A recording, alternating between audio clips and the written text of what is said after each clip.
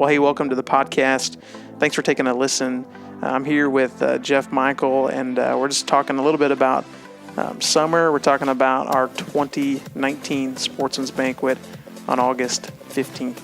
Yeah, this is our second annual That's true. Sportsman's Banquet. We had such a blast. We're going for number 2 and looking forward to it. Yeah.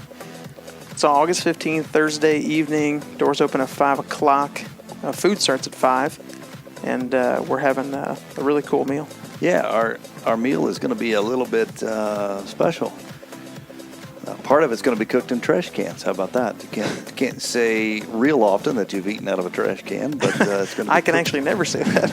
It's going to be good. It's actually a steam process in a trash can. Pretty awesome. And then our meat will be cooked on smokers, so you can never go wrong with smoked meat. You cannot.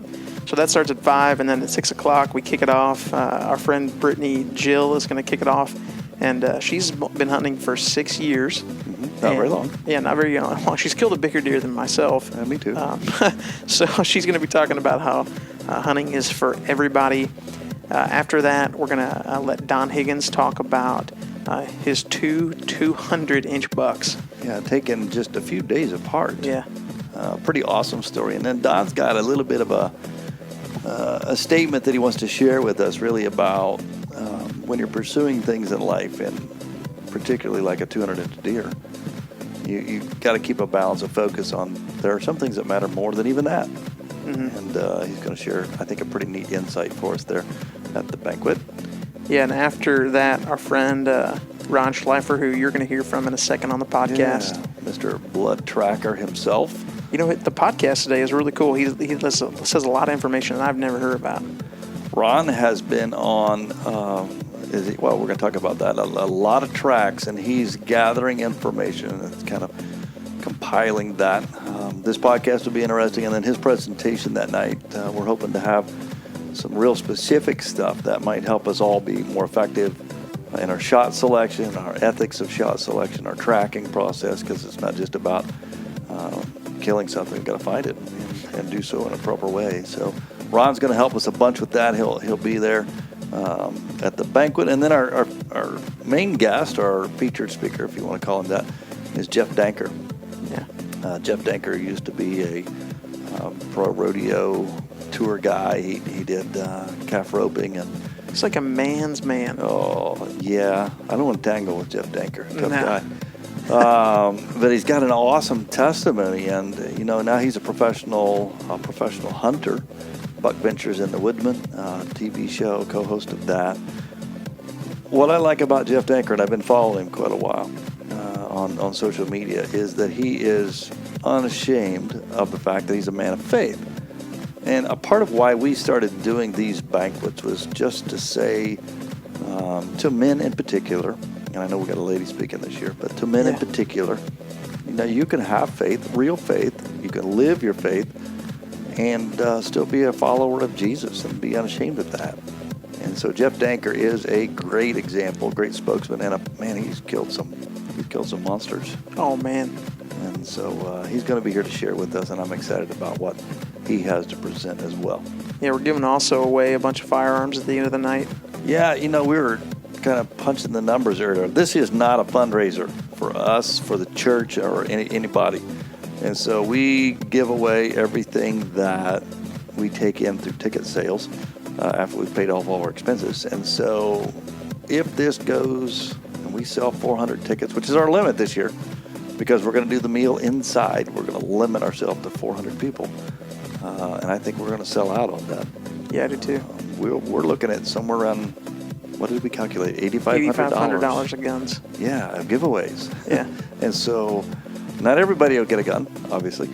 But, man, there's going to be a lot of winners. And so the chances are good. You'll have a great evening, great meal, I think you're going to, just as a hunter, you're going to get some great stuff. And then the chance to win, and win big with some of these. Yeah. Pretty awesome. Yeah, we just shot a video, posted on social a little bit ago that talked about how if you'll share the video we posted, you'll tag some friends in it and like the Pursue One Outdoors Facebook page as well as the Christchurch Facebook page, and purchase a ticket by August 1st. You're entered into a chance to win a Green Mountain Grill. Yeah. And so Green make sure Mountain you take Smoker. advantage of it. And it's not a simple model. It's the It's Prime $700 Wi-Fi. Yeah, $700 grill. Yeah, I saw it on the So- website at $790, I think. Is that what it is? Yeah, great. It's pretty awesome. So Pretty nice giveaway. So like and share and all that stuff that you need to do and win. yeah. So enough of us chatting. Let's get to our conversation with Ron Slifer. Mr. Tracking Dog himself, who's going to share with us a lot about tracking and after the shot, and just this guy's an animal, and we got so many good things for you to learn to help you in your deer hunting. Yeah. So Ron, tell us your story about how you got started in blood tracking. Okay. So I've been a bow hunter for 26 years, and mind you, I don't do it at all anymore. I'm straight tracker now, don't bow hunt at all. But about 7 years ago, I was hunting up on my uncle's ground up in Shelby County and shot a pretty nice deer. It was probably 170, 180 class deer, and thought I had a really good shot on the deer. And it was dark, and after the shot, and we waited a while and tracked that deer, and we tracked and never found that deer, and it just kind of ate at me. Most hunters have probably lost a deer or know somebody that's lost a deer, and nobody intentionally likes to do that, but it just eats at you, and that's what happened in my case. And I thought, well, if this ever happens in the future, I know that tracking dogs are legal, and I had a friend that done it, Dan Hilley here around Effingham, and he kind of took me under his wing and got me started, and he'd been doing it for a few years. And so I got a dog, Dio, the Bloodhound, and we just kind of started working and learned the ropes as we went. And so it was all because I lost that deer was why we picked it up. Now, you said that you knew it was legal. How long has it been legal? Good question. I'm going to give a guesstimate because I really don't know, but I think it's probably been illegal around 10 years. It's not legal in every state. There's states still just adopting this and passing it. Iowa's one that still hasn't got it. North Dakota just passed it.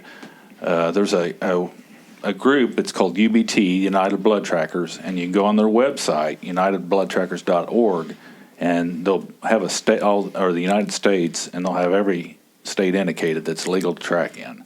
But there is a few out there that you can't yet. So. And do they change the laws and regulations and stuff, or are you pretty much safe every year to do the same? Yeah, so far in Illinois it's been untouched since they passed it. Every state is different. A lot of the southern states you can track off lead, where in Illinois and a lot of the northern states you have to track on a lead. So it varies from state to state. Some states you can carry a weapon during legal shooting hours. Some states you can't carry a weapon at all when you're tracking. So how old is Dio? Dio's 7. He just turned 7 years old. The first year, basically, we did just a little bit of tracking with him. Just got him in the ropes a little bit and showed him the way a little bit. And like I said, I was learning too. And he progressed every year on. And that basically the first year when I got him, I didn't track a lot with him. I just wanted to build that bond with him and establish with him and get the obedience down. You got to have a dog that's been exposed to a lot of different environments. We trained in cow pastures, took him on four-wheeler rides, put him in boats, and just got him exposed to everything I could. So that would help out more, in the future when we got to tracking, because you just never know where you're going to end up at. Yeah. So I know you go on 100 plus tracks a year. Is that correct? Yes. Yeah. The past 3 years I averaged over 100 tracks. So 100 tracks a year. What's the craziest track you and Dio have ever been on? The craziest and probably the scariest track was a Chris Rush buck, and that deer was here at our show last year at the Christchurch banquet. But yeah, that was the scariest one. The story on that one was I was down in Southern Illinois at the time, and Chris, I've tracked for him in the past, and Chris is a taxidermist, mind you. So when he called me, he gave me some details on the shot and stuff, and it was during gun season, and he said it was a 200-inch deer or better, and Chris, being a taxidermist, he's got to know his deer. Mm-hmm. So we get a little bit nervous on bigger deer. I know how important those bigger deer are to guys. So this is the last track of the night, and I told Chris this. I said, being it's gun season, what we're going to do, Chris, is probably just wait till after dark and track this deer. That way, if it's still alive, we're not going to push it to somebody else and they can shoot it. And I've had that happen before, unfortunately. So we waited till later in the evening, and the sun had went down. Well, unfortunately, when the sun went down, this was during gun season in November. It was really cold. Well, frost set in. So that frost turned everything gray out where we was tracking. It was a heavy frost, but that frost also locked in the scent. It froze in the scent for the deer to try to sniff it and find it. And he was working really hard on it. I mean, we worked a couple hours on finding this deer, trying to find it. And it was just, Chris kept mentioning this, I just can't believe this. I just can't believe this. But we kept at it, and we was going all over the place. And we did find a little bit more blood here and there. And finally, we did a last-ditch effort. We said we're going to take this one angling path kind of through this clover field into the next set of woods. And as we was going through this clover field that had the frost on it, we got to the woods on the other side, and all of a sudden Dio started picking up a little bit, picking his pace up, and we found more blood in the woods, and it was on. So as we progressed through this woods, we made it through the woods and down a hill into some CRP, which was over the top of my head. It was basically 6-foot tall grasses. And when you say it was on, you mean Dio is yanking your chain, pulling you through the... He is locked on, and I'm holding on, and wherever he goes, I go. How big is the lead? It's about 20 foot long. In Illinois, I think there's a lead length limit of 30 feet, or 30 feet, I think it is. So 20 feet's sufficient. When you're going through the woods, that's a lot of rope to deal with, and you got You get tangled up in a lot of stuff, I'm sure. Oh yeah, He's flying after this buck. Yeah, he's locked in. His nose is down. His tail's up. We're on. The guys are trying to keep up behind me. They're not keeping up, and I'm just trying to hold on and go for it. So we get through this woods and drop down a hill and go into a tall CRP field, and this stuff's, like I said, head high. It's 6-foot tall stuff, and this is all at dark. I got a helmet light on. And Dio is walking parallel to the side of this tall grass, and all of a sudden he stops and he backs up, and he cuts into this grass, and that was definite. I mean, he knew. That told me that he knew that deer was in there somewhere in this tall grass. So we progress into this tall grass, and I can't see nothing. All I see is grass in front of my face, and all of a sudden we kind of stop, but the lead's going back and forth, right and left, like if you can envision having a 10-pound bass on a fishing line and how that string goes back and forth in the water. That's what my lead was doing. And I'm thinking, what the heck's going on? It just didn't dawn on me, what could be going on. And I heard Dio yelp, and I thought, that didn't sound right. So I grabbed a hold of the frozen lead and pulled myself up there, and there that buck was. Dio was tangled up, the lead had tangled up in the antlers, and Dio was just standing there, he didn't know what to do either, I don't think, but I just jumped in between, and this deer was still alive. And I didn't even think about myself, I just got in there and separated them. Felt like a UFC ref trying to separate the two fighters, But all I was worried about was my dog, and getting killed. That's a 200-inch deer. Any deer can be dangerous, especially an antler deer. But when you've got a 200-inch plus deer tangled up, with your dog like that, you got to separate them. You got to get them apart, or somebody's going to get hurt. So how'd you get them apart?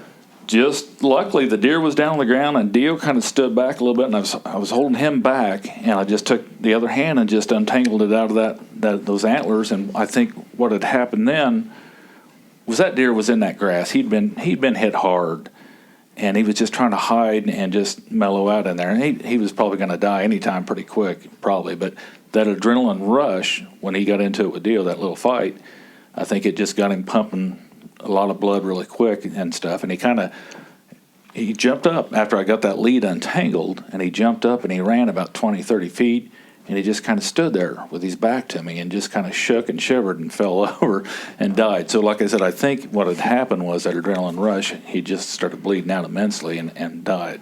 And then would Dio have been barking if the deer had been expired, or does he kind of...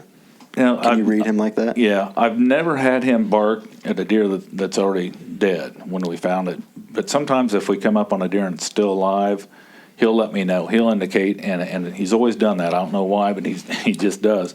But he senses that deer's alive before we get to it, and he'll kind of give us a warning, and then he'll give out that bark. So did he bark on this track? No, we got right in there, and like I said, I think it was just a surprise to him as well. He was on it so quick, and we didn't know it was in that tall grass. He couldn't see it, I couldn't see it, and he was boom on it, and then for some reason the lead got tangled up in those antlers. So something happened. I can't imagine.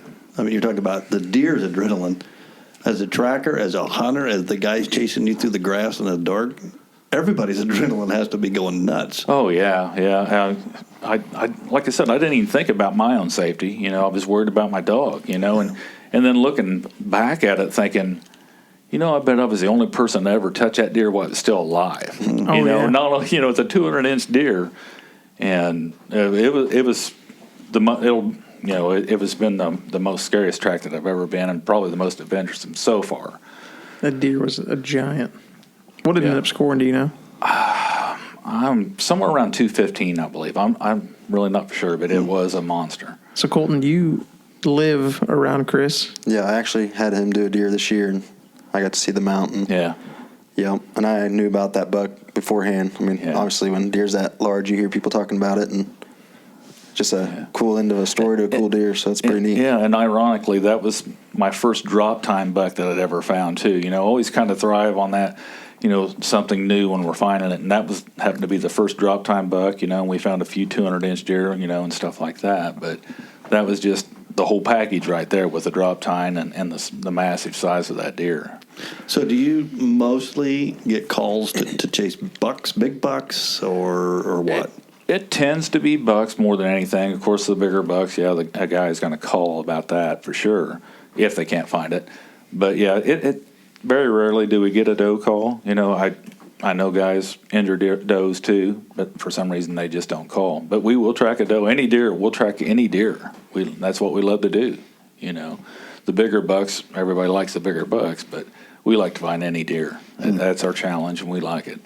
So then, to wrap up this story or continue it, did this buck get up and run anymore? Did it expire there? What happened? Well, like I said, after we untangled the lead out of its antlers, it just kind of trotted off a bit and had his back to us and just kind of stood there. And it was the weirdest thing. It just kind of shook and shivered and just fell over. So it's just that, I think, adrenaline rush. Like I said, he just bled out kind of real quick when he was standing there. So, Ron, what I'd like to do, I think guys would be interested in this, is kind of walk us through the process of, we shoot a deer, and we all have that experience. We think sometimes we hit it better than we did, or we're uncertain, or we're not sure if it dropped on us there at the last moment, or all those kind of things go through our mind. And we try to decide what to do next, all right? And let's say we're fortunate enough to know you or another tracker, and we give a call to you. Sure. How do you respond to those calls? What do you say? What's your process to help us figure out what to do? Sure, yeah. I do have a little bit of an interview process just to kind of know what I'm getting into, and especially during the rut season, in November and stuff, because I'm super busy, and I never know what part of the state I'm going to be in. I'll do multiple tracks throughout the day. I'll do 5 to 6 tracks a day sometime in November. And you got a full-time job. And I got a full-time job, but I save all my vacation time. That's my vacation in November, So anyway, when I get that call, I'll ask some basic questions, basically, if they know where that shot will hit exactly. And I realize that a lot of things happen real fast and real quick, so I do specify that. I'm going to ask the hunter, do you know exactly where you hit the deer? Because that gives me an idea, okay, did you get vitals or not, I'll ask the height, where they were in the tree stand, how high up, how far out, the type of broadhead, if they pursued already, if they did, how far they went with it, and if they marked the last blood. And what I like on that, if they're going to go out and track a deer like that visually and they lose blood, most trackers is going to say they're going to like you to stop right there, and I understand a lot of guys are going to go out and still continue to look anyway. But the best thing you can do if you run out of blood is to mark that spot clearly. Mark it not with a stick, but with a piece of paper or something, because I've had that before. I've had guys mark the last blood with a stick. Well, when you go out there dark, there's sticks all over the place. So we're stumbling around trying to find that last blood. Sometimes a guy can use his phone and pin a spot, but I've had bad issues with that. Sometimes those pins will float around on the phone. That's not a guaranteed thing. So the best thing to do is mark it clearly, something, piece of paper or something really clear, or an arrow sticking in the ground, so you know where that last spot is. So, and that's what Dio uses to really identify this particular deer. Yes. A lot of people don't realize, when I used to get calls a lot, and I still do a little bit, a guy will say, well, I don't have any blood. Can you still track my deer? Well, we're not really blood trackers. We're scent trackers. We're going to come when you can't visually see the blood anymore. And what we're doing is when I bring Dio out there, I want to put him on that blood, and that way I know that's the deer you shot, and that he gets more associated to the scent of that deer. And a wounded deer that's been shot, a lot of people don't realize or know this, but they're on their hooves, there's an interdigital gland. It's called the interdigital gland, and it'll secrete a hormone. And that hormone will be on the ground for the dog to smell as well. So it's just not blood. We're called a blood tracker, but we're essentially a scent tracker. So what's the longest track you've been on? That was just this last season, 6.3 miles. Wow. 6.3 miles. Was it successful? You found it? No, it was another one of those cases where we was on the deer. There was actually a little bit of snow on the ground, and the guy, I'll tell you a story on it real quick here. The guy had called me. It was the day before shotgun season, and it was a big 12-pointer. And he said, Braun, I shot this deer. It looked like a good shot, but it spun and run into the woods. I don't know what to do. I said, well, just wait. We'll go in at midnight, and we'll track your deer, because obviously you wanted to find this big deer before the shotgun season started. So we go in at midnight and start in where he'd shot it at. And as soon as we'd crossed this little creek and got in the woods, we found 3 wound beds that had blood in it, and significant blood. And I thought, well, this is going to be great. We're going to find this deer. There's 3 wound beds within 40 yards of where it was shot. It's surely going to be somewhere here shortly. Long story short, we're going 6.3, 6.4 miles. And the reason I know we went that distance is I got a Garmin Alpha on my side that records how far the distance traveled. So we're after this deer several hours in the snow, and we get to looking and noticing it beds down a few other times, but it's also during rut, and it's chasing does bleeding. Wow. Yeah. So we're tracking this deer, and finally we're just spent. We're done. It was a cold night. We're froze. Called somebody to come pick us up. Thankfully, he had a friend that was still up at that time of night. He come and picked us up. But he found out that deer was shot then. He shot it on a Thursday. The deer was killed with a gun on Sunday evening. So it was still alive when we was pursuing it, obviously. Wow. 6 miles. 6 miles. That's been the longest track so far. We've done several miles before, but 6 miles. Now, I know because I was there, the longest time elapsed between a shot taken and a deer recovered is 52 hours. 52 hours, yes. Yeah, that was my son's buck. Yeah. And you tracked that thing, and we found it. It was pretty bad at that point. Coyotes beat us. Yeah.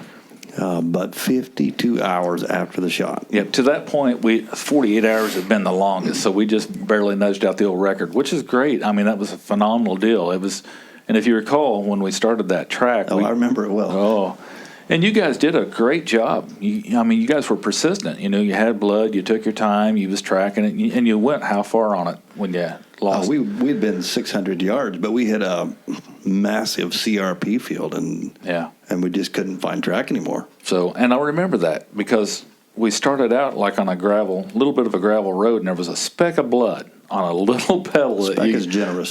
That's very true. On a gravel road? Yeah, it was. And it was the craziest, it was just that little speck to confirm that the deer was right there. It was blood, but you really had to struggle to see it. And I think what had happened, if you recall, when we started Dio on that area right there, it was a struggle for him to go. He was kind of going in all different directions. And I think what had happened is, and I tell this to a lot of hunters as well, is like when you lose blood, it's probably best to just stop there or not track around too much, because you can inadvertently track that scent around on your shoes, pick it up, and it'll mislead the dog. But I think that was the case there is what happened. He kind of struggled at first, and we put some time in with him, and then we just thought, well, we'll tie him up and let him rest. And then we would visually do a scan, and then your son found that new blood out in the CRP. But here's the deal, what all of us out there track and do is we think, well, we'll just keep looking a little bit because, unless it's pouring blood, which is not likely if you're having a long track. You got to look for some of those specks. You'll lose them at times. And then you'll pick it back up again later. And you think you're going to do that, but at some point you're messing yourself up, aren't you? Yeah, it's a double-edged. It's really hard to say what to do. But the main thing is, I think when you're to that point of loss and you're struggling and trying to find more blood. If you can keep it to a minimum, just yourself and maybe one other person, rather than bring 4 or 5 guys in there and trample it around. I mean, we've done that after a grid search, and it does confuse a dog. It makes it a lot tougher. In that particular situation, I'm not going to reveal a lot of detail, but Ron knows where we were. Yeah. We just were shocked we got permission to be in there with a dog. Yeah. So at the point when we were searching, we thought we were it. We had to find that deer. Yeah. So we were looking everywhere. But that was a good lesson for me, because you took us back. We went back 50, 75 yards. We found heavy blood. Mm-hmm. But because we had so contaminated the search area, Dio really struggled. Yeah. And it became clear that was the problem, because once we found it, once Anthony found a drop out where we had never been, Dio took off running. It was like we couldn't hardly keep up. And the amazing thing was, it was 52 hours after the shot, you know, and you seen that. A quarter of a mile he tracked. Yeah. And it had done some raining, hadn't it? Just a slight drizzle. Yeah. There was and a lot of people don't realize this, but a rain, a moderate to light rain, sometimes is beneficial to the track. Dry weather is horrible. The scent won't hold. It'll blow away. Yeah, so moisture is an asset when it comes to tracking. And I tested Dio this year, and we went after 1.5 inch rain one day. And I thought, okay, is he going to be able to do this or not? And he did. He tracked the deer. And again, this one was still alive. We got in a little bit of a scuffle and chased the deer down. Still never caught it. I mean, we was chasing it. It was just too healthy yet. But yeah, so the moisture is an asset. Back to we're in the tree with a shot. Okay, how long do you think we should wait? That's a big variable there. I mean, it depends on the arrow placement there, of course. If you didn't think you hit vitals, the longer the wait, the better. If you hit further back in the intestines, the further back, closer to that back leg, the longer you want to wait. I've tracked gut shot deer 24 hours later, and they've jumped up off a bed and ran. So it seems like death takes a little longer if you get further back towards that leg. But definitely, if you really don't know the shot, it's best to wait at least 12 hours and go in. What's your favorite line on that? Dead deer? Oh, a dead deer don't go anywhere. I mean, it doesn't, it truly don't, So give them time to die, because what happens is if you get out there and that deer's trying to bed up and maybe trying to die or recover, whatever it's doing, but it's bedded, and you go in there and kick it up, he's going to get that adrenaline rush, and he's going to run. He's going to go miles, possibly. He's going to go on the neighbor's property then. So if you just let him walk away from it, they may expire for you. Or they may just get weak enough just laying there that you can go back there later, 12 hours later, whatever. Again, like I said, it just depends on the shot. Yeah. But weight is the best thing. There are just so many variables. Yes. And the more you hunt, the more you see it. Oh, yeah. Like, I shot a buck this year, and I knew the hit was a little back, so I kind of assumed it was a liver shot. And liver You seems like... You shot a good buck this year. Yeah, it was a good one. Just to clarify. And with the liver shot, it seems like I've had so many different scenarios. I've had him run forever, and then I've had him die right on the spot. And I just waited as long as I could. Which is how long? Yeah, how long did you wait? So I shot it at probably 5:30 that evening, and then I actually went hunting the next morning. Wow. Okay. And passed up another good deer, and then started regretting that. Well, then we went out and punched the liver, but it only ran 60 yards and died in his bed. Yeah. But it's like, I probably could have found him that night before, but once you experience the heartbreak of kicking up a live deer, then dead deer don't move. Exactly. So and that's proof there. Yeah. But you just don't know, and it's a sickening feeling. When you shoot one, everybody likes to try to get that great shot, but the deer are so fast, and there's so many variables to it. Like we said, that just that fraction of an inch, you can be just off, not quite there, and where you want it to be to kill the deer. You sent us a picture, and it was a grid that you apply over the top of the deer, and allowed you to plant up and down, left and right. How often do you find the hunter knows where he hit? A lot of times they know where they're aiming, but I found this out through the past, and experience that aim point and hit point are two different things. Yeah. Mm-hmm. And what I do like to recommend to a lot of hunters is get a lit knock. I don't know what brand you want to use. There are several brands out there, but that is an asset to you. I mean, you can see that arrow where it's flying. You can see where it hits. Sometimes you can recover the arrow when it goes to the deer because, those arrows aren't expensive anymore. So you get your arrow back about every time. Or sometimes you can find that deer if the arrow's still stuck in it and he goes out and runs in a wheat field or something or a grass field and he's bedded up. You can see that lit knock. So a lit knock is something that I recommend. But back to that grid, that's a handy thing that I'll send to a hunter and get some input there that way too. It works really good. Rather than him explain, well, I was behind the shoulder and about mid-body, he can look at this grid and there's numbers across the top and letters on the side, and you just correspond that grid, and that gives me a really good idea of where that arrow probably hit. Yeah, that buck that you were tracking for my son Anthony was, he had the exact spot. He actually, when we found it, he was in the right spot. Or at least he knew where he had hit. It happened to be in the middle of the shoulder, but I just was curious. Most of us know where we were aiming, where we wanted to hit, and sometimes our eyes see what we want them to see. Oh yeah, because you're trained in, and especially when you're aiming, you're so focused. Most hunters are focused, and I find this on a lot of crossbow hunters. They're focused through a scope, and a crossbow shoots so fast. And usually, what I do when I interview a crossbow hunter, I'll say, "Do you know where you hit?" If you don't know where you hit, then just say you don't know. And a lot of times I'll hear that I don't know because they shoot so fast. So. Yeah, you showed me a video of a guy who had, I think, a trail cam picture of a buck he had shot with a crossbow, and he never recovered that deer, correct? Mm-hmm. Yes, it made it. Yes, I've had several of those, and I like that feedback from the hunters. I usually, if I track for somebody and we don't find the deer, I just ask for them to get back with me and let me know, because everybody's got trail cameras anymore, or they may kill the deer later the different day or find it somewhere, But that feedback's always important, Yeah, I know you've done a lot of tracking for guys who film their hunts. Filming hunts is getting pretty popular. I know Colton does it. I do it. If a person has that footage, how does that help you? Oh, my gosh, immensely. And a lot of times you can slow that footage down. And more than likely, if I'm there seeing that footage, I'm still going to track your deer even if it don't look like a vital shot, because there's crazy things happen. We've recovered deer that's been shot in the leg before. So there's just crazy things. There's so many variables. The odds are against you if you shoot them in the leg. Don't get me wrong. That's not going to kill them every time.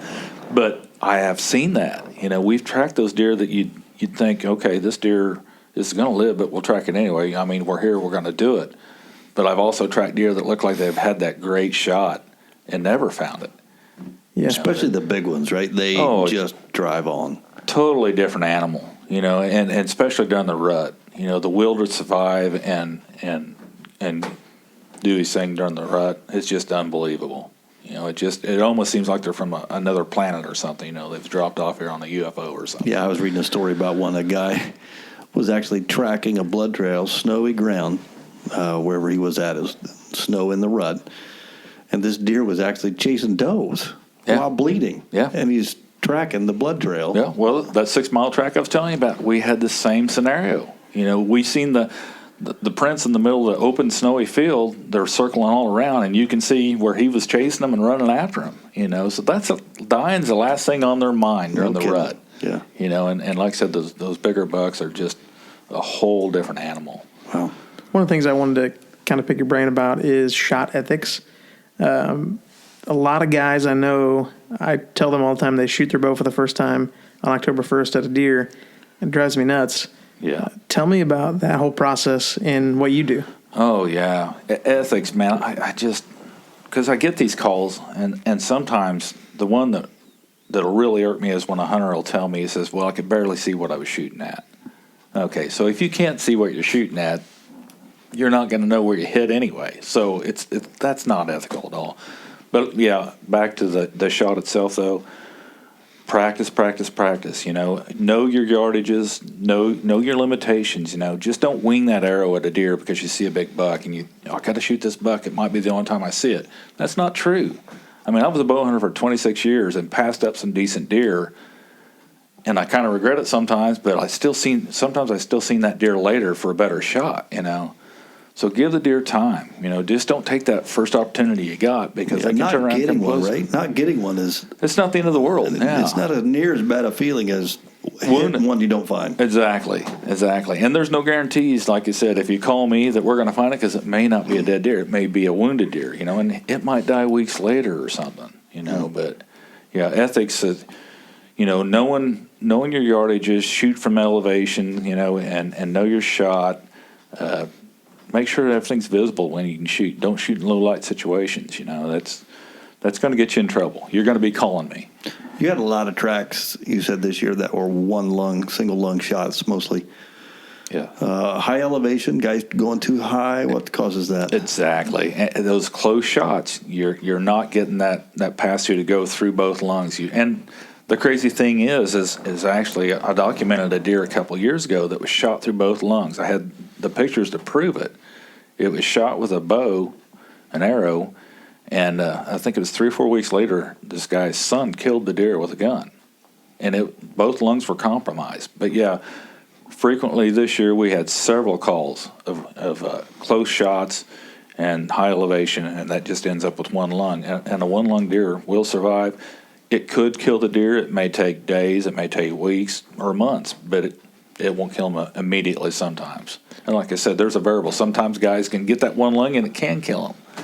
But it's just a flip of a coin. You just never know. So what's the right height? I don't have that magic answer. I really don't. It depends on how close the deer comes. Yeah. If it's out there at 30 yards, then height's not an issue. Yeah. But, yeah, those close shots are really tough, and it just don't give you that pass-through shot to get everything really good. Yeah, I used to think that the higher I got, the less visible I became. And I've just learned over the years that that's not the right answer. No, playing the wind's the right answer, really, more than anything. They're going to smell you. They may not see you, but they're going to smell you. Mm-hmm. Not that you stink or anything. Yeah. Doesn't take much. It doesn't. How many deer have you recovered? I wish I had a tally, because the first couple of years we didn't keep track, and as I progressed on this and got more into it and started doing more and more tracks, I started keeping records. Last year was 44 deer, I think. The year before was 42. So we're averaging about 40 deer a year. The national average is about 40% when you got a tracking dog on lead. So we're right there. 35 to 40% is the national average on that. You track a deer off lead, your percentage jumps up, 50 to 60% recovery rate sometimes. Why would that be?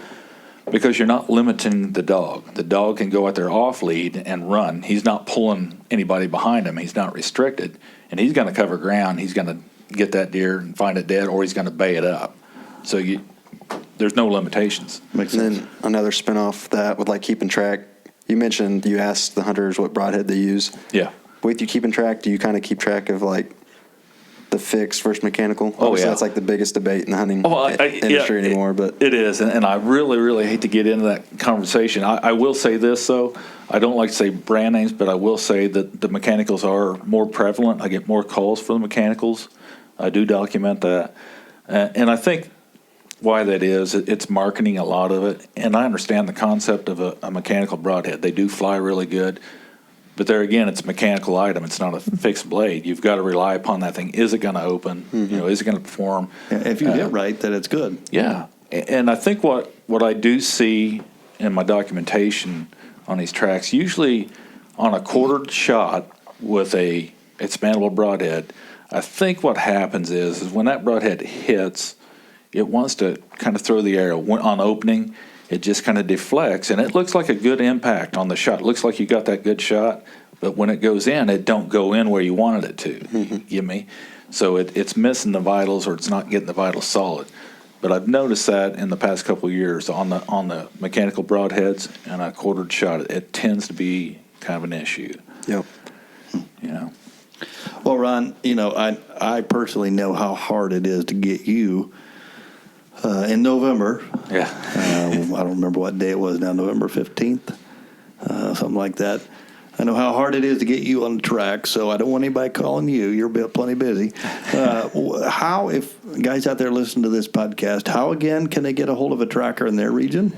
Okay, as I mentioned earlier, there's that UnitedBloodTrackers.org. You can go on your phone, get on the internet, and look up this UnitedBloodTrackers.org, and it'll pull up a map of the United States, you just click on the state you're in, and then it'll pull up a list of the trackers and actually give you a proximity. You can put in your address, and it'll find the nearest tracker. Illinois, I think currently, I'm going to give a guesstimate on this, probably has about 15 trackers listed. There's other trackers out there that's not affiliated through the UBT. They're just out there doing their thing. But that UBT, UnitedBloodTrackers.org, it's a good organization. I network with a lot of hunters from other states. We help each other out, teach each other a lot, and we learn a lot and converse and stuff. But that would be a great resource right there. If you do call me and I'm super busy, I've got a list of trackers in my billfold. I'll recommend a name or two if in your area or suggest somebody to you. But, yeah, it's a super busy time in November. There's no doubt about it. My phone just blows up, and logistically, I can't run all over the state. I can't run north, south, east, and west. So if I go west, I concentrate to the west, and those calls just come in. Something to speak to your ethic of this and the fact that you're about helping the most people that you can, was that while we were talking with you, you were planning your next day or so, and you had a call from, I won't say a name, but a pretty prominent, pretty well-known hunter. Sure. From a couple, 2.5, 3 hours away from here. Yeah. Well-known. And you had 3 other calls that were from an area where they were 3 tracks in close proximity. Yeah. And instead of going with the guy who's going to get you some notoriety or whatever, you went and tracked for 3 no-name men to find their deer. And that's the kind of ethic I think we all need to live our life by. To do the best for the deer, to watch our shot ethics, to do our best in the track, to give it our full effort. If we have to, call a tracker. If we need to call a tracker, you know. Yeah, I remember that. And we did recover those 3 deer. We did recover all 3. And then I did line out a tracker for that individual you're talking about, and they ended up finding the deer for him. So it was a win-win for everybody, kind of. So, but yeah, it's I've had a guy from Ohio call me before and said, I'll come and pick you up. It was over on the other side of Columbus, Name Ohio. your price, right? Yeah, and he did. He said, I'll come pick you up, and you throw the dollar figure out there. I want you to come track this deer. And I told him, I said, give me 30 minutes. Let me think about this a little bit. Just give me 30 minutes. You are still human. Right? Yeah. And I did. I gave it 30 minutes. I was at Hardy's Eaton over at Newton, and just give it some thought. And I called him back, and I apologized. I said, no, it's putting me out too far. I'm going to be gone all day. There's no guarantees your deer's dead. He did have video footage of it. I did see it, but it still was questionable. And I just said, I appreciate the offer, but I just couldn't, And I tried to line him up with somebody in Ohio to do it. And long story short, I think we recovered a couple deer that next day for local guys, and that deer ended up still being alive, the one in Ohio. So, wow. I got It's lucky. about the joy of the experience, isn't it? And, doing your very best to recover, watching your ethics in the process, helps us to enjoy the experience, not just the kill. Oh my gosh, yeah. I've had guys, and Dio at first, it amazed me. When we first got in this, it's like, how'd this dog do this, But being behind him so much, I've seen so much, been exposed to so much that it doesn't shock me anymore. Very, very rarely do I get shocked.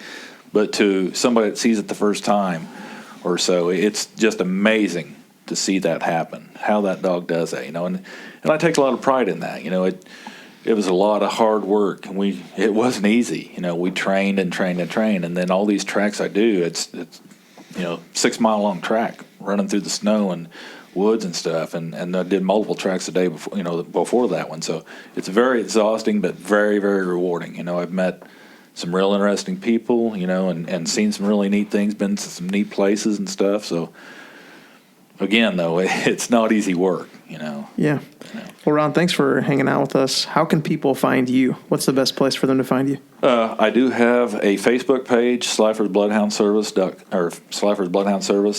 you can also just call or text me, and my phone number's on that page. But usually everybody's got Facebook, and that's what I like to try to do through the season 2. I'll post stories and educate hunters a lot. Like I said, I was a hunter. I made mistakes. I was a bow hunter for 26 years, and I made those stupid mistakes, that a lot of us do. We just don't think. And so I'll post those educational things, and hopefully that, because I know a lot of hunters are sitting in the tree stand, and they're scrolling on their phone, So, No, nobody does that. it's very monotonous sitting in that tree stand, but it is a handy thing. I know I've kind of got a captive audience, and like I said, I throw that out there, little suggestive ideas and stuff, and entertain it, make it entertaining for the hunter and stuff, and show them what we do. I used to hear it a lot a couple years ago. I didn't know this was legal. A lot of guys didn't think it was legal. But now through Facebook, it's free advertising for me, but I can also educate and help these guys out. And a lot of people know about it now. Slifer's Bloodhound Service. Yeah. All right. Ron, we are glad that you've taken the time to talk to us here, Pursue One Outdoors. We are glad to be able to share this information with everybody, and look forward to talking to you again, I'm sure, in the future, especially this fall. Yep. We have another cool track. Well, thanks for the time. Man, such a good conversation today with Ron Slifer. Hope you enjoyed the podcast. And remember, in all of your hunting pursuits, never forget to pursue the one that matters most.